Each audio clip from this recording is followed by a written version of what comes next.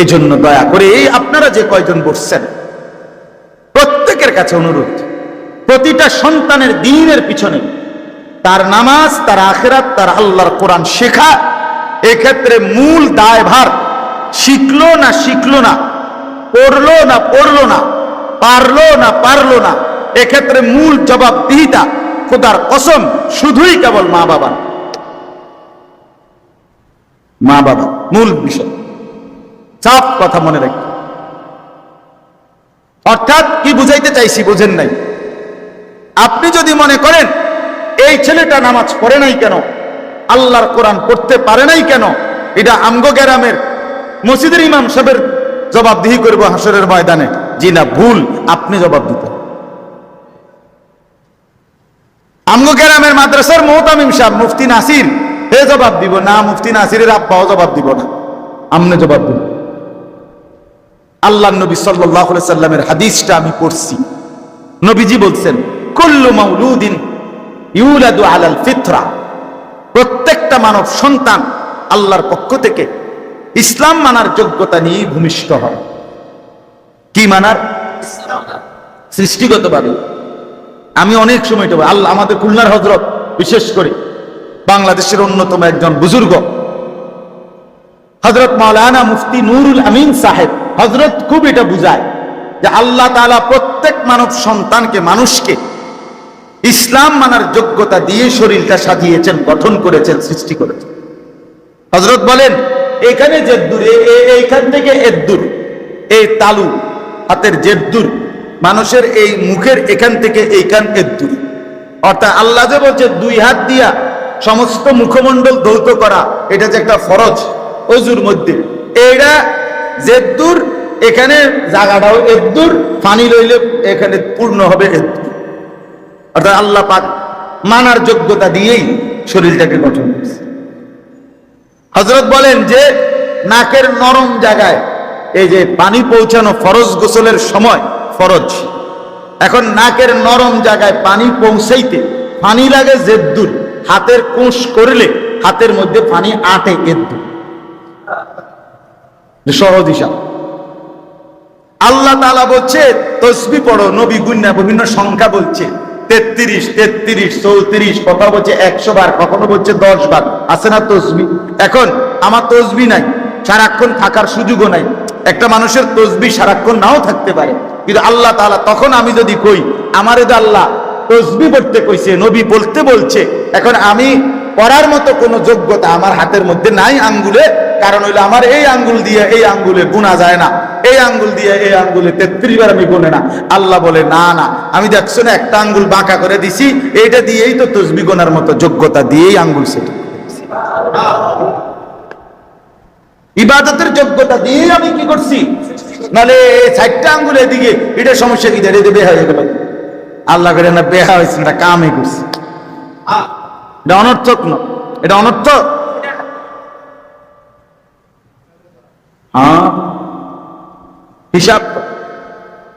হিসাব করা। কুল্লু মাউলুদিন ইউলাদু আলাল ফিতরা। আল্লাহ তাআলা বলেন, আমি রুকু সেজদার উপযুক্ত যোগ্যতা দিয়েই কোনই বা, কেন কোনই বাঁকা হয়, কেন কোমর বাঁকা হয়, কেন তুমি বসতে পারো, কেন তুমি শুইতে পারো, গরু কেন বসতে পারে না, ছাগল কেন সোজা হইতে পারে না, সাপ কেন সোজা হইয়া দাঁড়াইতে পারে না, এই গাছ কেন বসতে পারে না? হ্যাঁ, আল্লাহ বলেন কোন সৃষ্টি শুধু দাঁড়িয়েই থাকে, আমার কোন সৃষ্টি শুধু উপর হইয়াই আছে, গরু ছাগল, আমার কোন সৃষ্টি শুধু বসেই আছে, পাহাড়গুলো, আমার কোন সৃষ্টি শুধু শুয়ে আছে, যে সমস্ত কীট পতঙ্গ মাটির সাথে লম্বা হওয়া সাপ বিচ্ছু এগুলো। কিন্তু তুমি দাঁড়াইতেও পারো, উপরে হইতে পারো, বসতেও পারো, শুইতেও পারো। তো তোমার শুধু ভাত মাছ, শুধু পেশাব পায়খানা, শুধু যৌন চাহিদা পূরণের জন্যই যদি হইতো, তাহলে ওই গরু ছাগল কুকুর বিড়াল সাপ বিচ্ছু এগুলোর তো আমি এক অবস্থাতে রাখাই, তাদের খাদ্য, তাদের মানে যৌন চাহিদা, তাদের পেশাব পায়খানার প্রয়োজন পূরণ করতেছি, ঘুমের প্রয়োজন পূরণ করতেছি। তো তোমারে কেন আমি আল্লাহ 4 ভাবে বানাইলাম? দাঁড়াইতেও পারো, উপরও হইতে পারো, বসতেও পারো, শুইতেও পারো। রব্বুল আলামিন বলে শুধু ভাত মাছ চাল ডাল শুধুমাত্র খাদ্য পানি আর ঘুম আর পেশাব পায়খানা আর যৌন চাহিদা পূরণের জন্য নয়, বরং আমার নামাজ, আমার সেজদা, আমার ইবাদত করার জন্য বানাইছি বলেই আমার ইবাদত নামাজের মধ্যে দাঁড়াইতে হয়, উপর হইয়া রুকু দিতে হয়, আত্তাহিয়াতুর জন্য বসতে হয়, সেজদা দিতে শুইতে হয়। এই জন্য আমি আল্লাহ শরীরের গঠনটাই এভাবে বানাইছি। নইলে তুমি নামাজ পড়বা কেমনে, নইলে তুমি রুকু দিবা কেমনে, নাইলে তুমি আত্তাহিয়াতুর জন্য বসবা কেমনে, নাইলে তুমি সেজদা দিবা কেমনে? হ্যাঁ, এই জন্য যেই সমস্ত অপদার্থ নামাজ পড়ে না, এগুলো মানুষও না, প্লাস্টিকও না। হ্যাঁ, আমি তো সবসময় বলি, এগুলো যেগুলো বেনামাজি, যেগুলো বছরের পর বছর ফজরের নামাজ পড়ে না, 5 ওয়াক্ত নামাজ পড়ে না, এগুলো আগে আফ্রিকার জঙ্গলে কিংবা সুন্দরবনের জঙ্গলে ওই জন্তু জানোয়ারদের সাথে শিফট করলেই ভালো ছিল। তারা ওদের সাথে থাকলে সবচেয়ে আরাম পাইতো, কারণ তাদের সমগোত্রীয় জাতি তারা পাইতো, তাদের মতোই প্রাণী তারা পাইতো। তারা তখন মজা পাইতো যে আমরা এমন এক জগতের সাথে আছি যেখানে কেউ সেজদা দেয় না, কেউ রুকু করে না, কেউ আজান দেয় না, এখানে কোনো নামাজ দেয়। তাইলে একটা সুন্দর লাগতো যে আমরাও জানোয়ার, লগে থাকিও জানোয়ার, কিন্তু এইখানে তো মানুষ থাকে।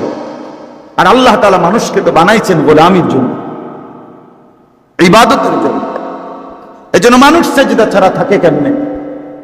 মুসলমান সেজদা ছাড়া থাকে কেমনে? হ্যাঁ বলেন মিয়া, এইখানে যে কয়জন আছেন, এই ছেলে পেলে তোমরা যে কয়জন আছো, তোমরাও মনে রাখো, জিন্দিগি মানে সদর বদন না, জিন্দিগি মানে মোবাইল না, জিন্দিগি মানে তামাশা। হ্যাঁ, আল্লাহ নবী সাল্লাল্লাহু আলাইহি সাল্লাম বলছেন, তো আমি যে উদ্দেশ্যে বলতেছিলাম,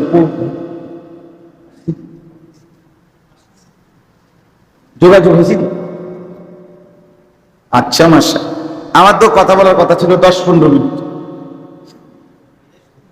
মাশাআল্লাহ। তাইলে এরপরে নবীজি বলেন, ফাআবাওয়াহু ইউহাফিদানিহি, তাহলে আমার গাড়ি আগায় যাইতে বলেন, আমার গাড়ি কি? আচ্ছা, ফাআবাওয়াহু ইউহাফিদানিহি আও ইউনাসসিরানিহি আও ইউমাজ্জিসানিহি। এই কথাটা কি আমি যে উদ্দেশ্যে বলতেছিলাম, নবীজি বলেন প্রত্যেকটা মানব সন্তানকে আল্লাহ পাঠাইছিলেন ইসলাম মানার কি দিয়া? আরে কথা বলেন না। কিন্তু অতঃপর তার মা বাপ আবাওয়াহু, মা বাপ ওই বাচ্চাটাকে ইহুদি বানায় দিছে, অথবা খ্রিস্টান বানায় দিছে, অথবা অগ্নি পূজক বানায়, বেঈমান বানায় দিছে। বেঈমান 24 ঘন্টা বড় হাতে দেখাইছে, আব্বা আমার এই 60 বছরের হায়াত, 50 বছরের হায়াত, বিড়ি ছাড়া আমি কোনোদিন চলি না, কাজে আগুন ছাড়া কোনোদিন থাইকো না, আর আগুনের সাথে যেন তোমার গভীর সম্পর্ক থাকে, এই জন্য আমি মরলেও তুমি বিড়ি ধরাইবা। নাই তো কি, আগুনের সাথে পরিচয় করাই দিছে, আগুনের সাথে পরিচয় করাই দিছে। আমি থাকতো বাবা, আমি থাকতো ঘরে টেলিভিশন কোনোদিন বন্ধ হইতে দেই নাই। তুমি যদি আমার পুত্র হইয়া থাকো, আমার ঘরে বাপের মতো ফুত, পুতের মতো বাপ, তাইলে তুমিও কোনোদিন আমার ঘরে টেলিভিশন বন্ধ হইতে দিবা না। হ্যাঁ, তাহলে কি? উনি তো জীবনে কোনোদিন টেলিভিশন বন্ধ করে যায় নাই, ওনার মৃত্যু পর্যন্ত তো প্রতিদিন কি চলছে? তাহলে উনি ওনার স্ত্রী, সন্তান, ছেলে মেয়ের জন্য কি এই সবক দিয়ে যায় না? এই সবক দিয়ে যায় না? বলেন তো, আপনি জীবনভর দাড়ি কাটলেন, আপনার সন্তান কি সবক দিবে? আপনি কি শিখায় গেলেন যে বাবা আমি জীবনভর ইহুদিদের মতো, খ্রিস্টানদের মতো নিজের চেহারা সুরতকে রাখছি, তুমিও কোনোদিন মুসলমানের সুরত ধরবা না, বেঈমানের মতোই ধরবা। নাই তো কি, নাই তো কি। আর নাই তো যে বাবা বিষয়টা কি, এই আমি চলতেছি বাবা বেঈমানদের মতো, তুমি হইবা জুনায়েদ বাগদাদির মতো, এতে যদি কত এটা আমনে হইতে অসুবিধা কি? কথা বলেন না কেন? একজন লোক যদি কয় যে বিড়ি খাইতে খাইতে তার ফুতেরে যদি কয় বাবা বড় হইয়া চেষ্টা করবা, একবারে বাইজিদ বুস্তামি হইবার চেষ্টা করবা। তো হেই ফুতে যদি কয় আব্বা যে এটা আমনে আমারে হইতে বলতেছেন, এটা আমনে হইতে সমস্যা কি? কথা বলেন না কেন? আমনের গায়ে একা এটা সয় না। আমরা 5 ভাই 3 বোন, আমার বাবা রেখে গেছেন। আমরা 5 ভাই 3 বোন, আর আমাগো ভাই বোন আরে ছেলে মেয়ে মিল্লা, আর আমার মা আছে এখন, বরাবর 25 জন। আমরা 25 জন, আমার গুণা একবারে 25 জন। এই 25 জনের মধ্যে আমাদের 5 ভাই 3 বোন, আমরা হলাম 8 জন, মা হইলে 1 জন, তাহলে 9 জন। তাহলে 25 জনের থেকে 9 গেলে আর কত থাকে? 16, 9 6 16 জন। এই 16 জন বাচ্চার একজনও আল্লাহর কোরআন ছাড়া, রাসূলের সুন্নাহ শিখে নাই, কোরআন শিখে নাই, একজনও নাই। আলহামদুলিল্লাহ, একজন। তবে আল্লাহর ঘরে এইবারও মক্কায় মদিনায় আল্লাহর যে কয়দিন রাখছে, এইবারও হজ্জে মালিকের কাছে তাওয়াফে আল্লাহর ঘরে বারবার এই দোয়া করছি যে আল্লাহ আমার খানদান, আমার বংশ যেন একজনও কোরআন ছাড়া না হয়। কোরআনে আছে আল্লাহর নবী ইব্রাহিম আলাইহিস সালাম দোয়া করছেন, ওয়া মিন যুররিয়াতিনা উম্মাতান মুসলিমাতান লাক। ইব্রাহিম নবীর দোয়া, আল্লাহর ঘর কাবা বানাইয়া ইব্রাহিম নবীর দোয়া ছিল যে আল্লাহ আমার বংশধর, ওয়া মিন যুররিয়াতিনা, আল্লাহ আমার বংশধরকে সর্বযুগে উম্মতে মুসলিমা, আপনার অনুগত বানাইয়েন। ওয়া মিন যুররিয়াতিনা উম্মাতাম মুসলিমাতাল লাক ওয়া আরিনা মানাসিকানা। আল্লাহ আমারে আমার সন্তান বংশধরকে আপনার ইবাদতের, আপনার বন্দিগির সমস্ত নিয়ম কানুন শিখায়া দেন। কেমনে পড়বো নামাজ, কেমনে দেব যাকাত, কেমনে করব হজ, কেমনে করব কুরবানি, আপনার বন্দিগি আপনি শিখায়া দেন। অতুবা আলাইনা, যা কিছু ভুল ভ্রান্তি গুনাহ নাফরমানি তওবা করছি মাওলা, আপনি মাফ করে দেন। ইন্নাকা আনতাত তাওয়াবুর রহিম, আপনি তো সবচেয়ে বেশি তওবা কবুলকারী, আপনি দয়ালু মেহেরবান। আরো শুনেন আল্লাহর কোরআনে আল্লাহ বলেন ইব্রাহিম নবীর আরেকটা দোয়া।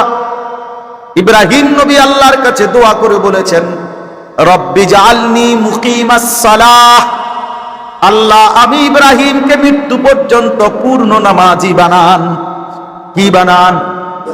কি বানান? সবাই বলেন, ওয়া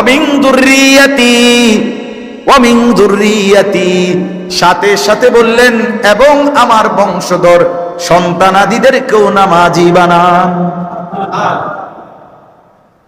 রব্বি জাআলনি মুকিমাস সালাতি ওয়া মিন যুররিয়াতি, আল্লাহ আমাকেও নামাজি বানান, আমার সন্তানদেরকেও নামাজি বানান।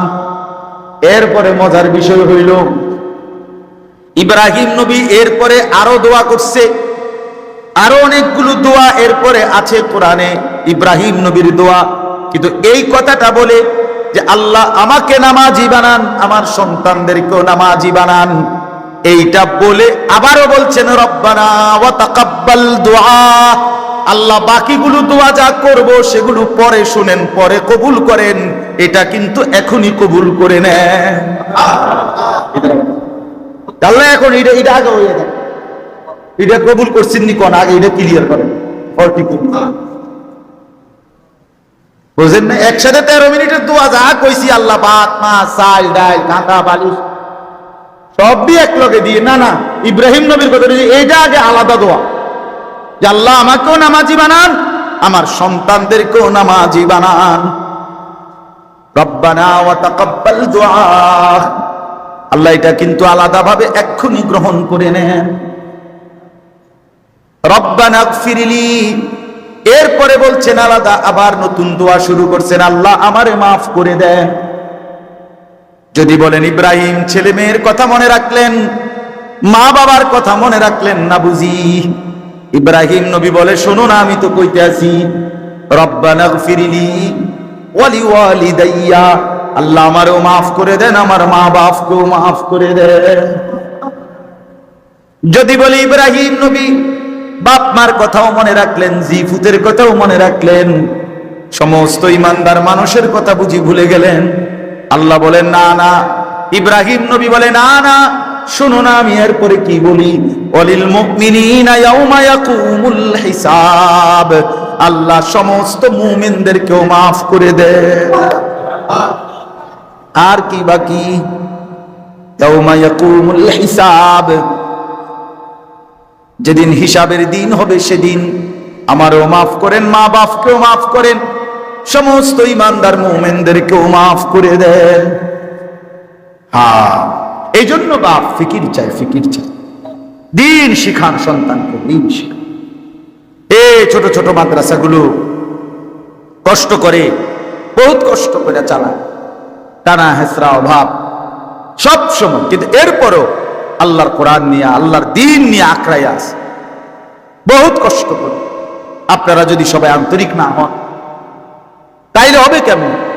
আপনাদের একটা ছেলে, এইখানেও যে কয়জন ছেলে আছো ভাইয়া, আল্লাহর দিন শিখো, স্কুলে পড়ো, শুরু করে দিছো পড়ালেখা, কোনো সমস্যা নাই, আগে পিছিয়ে পড়ো। স্কুলে যাওয়ার আগে 1 ঘন্টা কোনো এক ফাঁকে 30টা মিনিট আল্লাহর কোরআনের জন্য সময় দাও। 6 বছর লাগুক, কোরআন শরীফ শুদ্ধ হয়ে যাবে। বিকাল বেলা একটু সময় দাও, মুরব্বী যে কয়জন আছেন, চা দোকানের থেকে কত সময় মসজিদে দেয়। বনবিড়ি আর চা বিস্কুটের এই ফালতু সময় থেকে বেহুদা সময় নষ্ট না করে আল্লাহর কোরআনের জন্য কিছুটা সময়, বরকত হবে, হায়াতের দাম বাড়বে, আখিরাতে সুন্দর হবে, স্ত্রী সন্তান পরিজন দিন পাবে, প্রত্যেকেই তার বাবা মাকে অনুসরণ করে। আপনি না বললেও সে আপনাকে অনুসরণ করে, এটা বাস্তব। আমার ছোট ছেলে আপনার সাফওয়ান, আমার 2 ছেলে, ছোট ছেলে, সারাক্ষণ বাসায় নামাজের মুসল্লারে ভাঁজ করে, টুল আছে টুলের খাড় করায়, ওয়াজ কি ওয়াজ, কেউ বোঝে না হেতে কি কয়, আল্লাহ করতে পারে।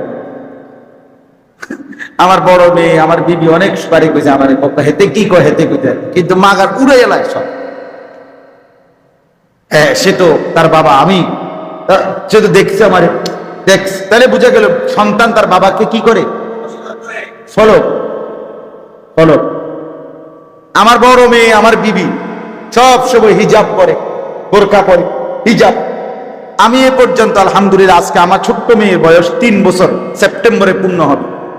এর মধ্যে কথা বলার পর থেকে যে কয়বার উমরায় গেছি, একবার হজে গেছি, মোটামুটি হের বুঝে, কিছুটা বুঝে, এই 3 বছরের ভিতরে বয়সের 2বারই আমি আমার এই ছোট্ট মেয়েটাকে মোবাইলে যতবারই জিগাইছি মক্কা মদিনা থেকে, আব্বু তোমার জন্য কি আনতাম, এক কথাই বলছে হিজাব হিজাব, আব্বু হিজাব, আমি হিজাব হিজাব। এবং বাসার গেইটের কোনোভাবে এই পাশে আনা যাবে না হিজাব ছাড়া। বাইরে যাইতে হইলেই তার মাথাতে কি দিতে হবে, সে বুঝে, তার মা, তার বোন, সে তাদেরকে দেখে অনুসরণ করে। তাহলে প্রতিটা সন্তান মা বাবাকে কি করে বলেন, অনুসরণ করে। এজন্য মা বাবার জিম্মাদারি এটা, সন্তানকে দিন দেওয়া, সন্তানকে দিন দেওয়া। আল্লাহ তাআলা রিজিকের জন্য ঠকাবে না, খাদ্য খাবারের জন্য আল্লাহ ঠকাবে না, রিজিক বন্টন করে। আল্লাহ এখানে বলছেন, আমি সকলের রিজিকের ফয়সালা আমি আল্লাহ আমার দায়িত্বে তুলে নিলাম, আমার কাঁধে তুলে নিলাম। এই জন্য আমরা প্রত্যেকে ইনশাআল্লাহ চিন্তা করেন, ফিকির করেন, আমরা প্রত্যেকের ইনসাফের সাথে আমাদের মধ্যে এই ভাবনা আমরা ভাবেন। দেখেন 2টা শব্দ এখানে গুরুত্বপূর্ণ। একটা শব্দ, হ্যাঁ,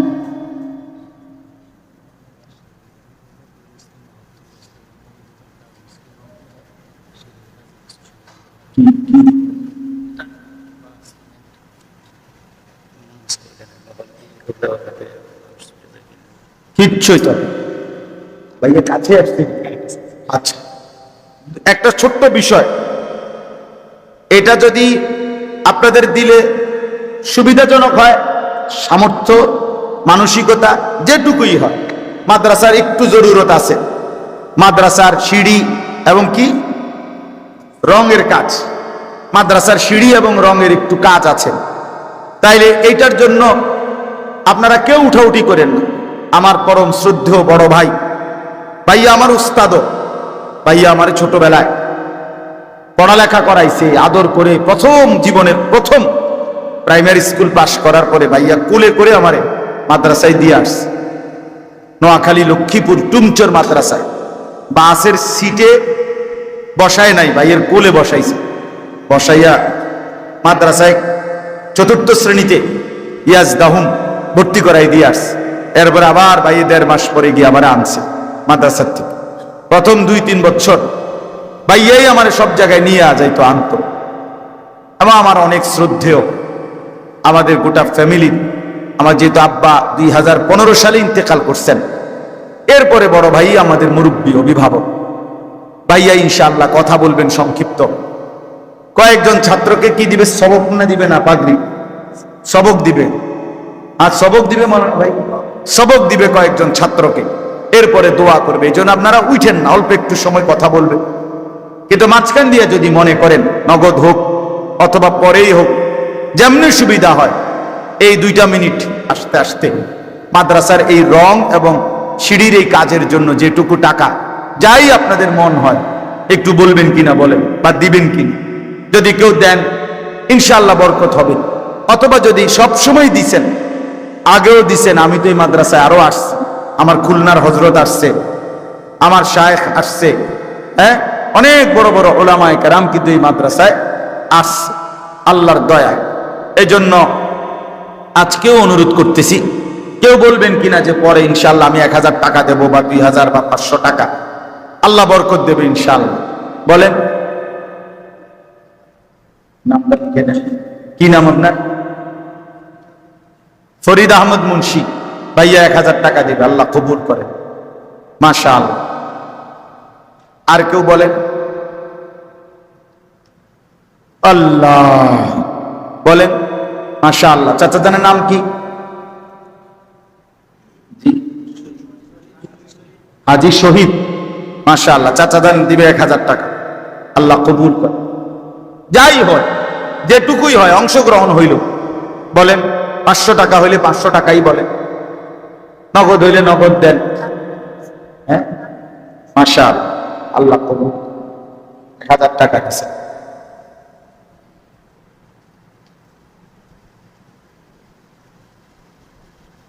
দেন, বলেন ইনশাআল্লাহ।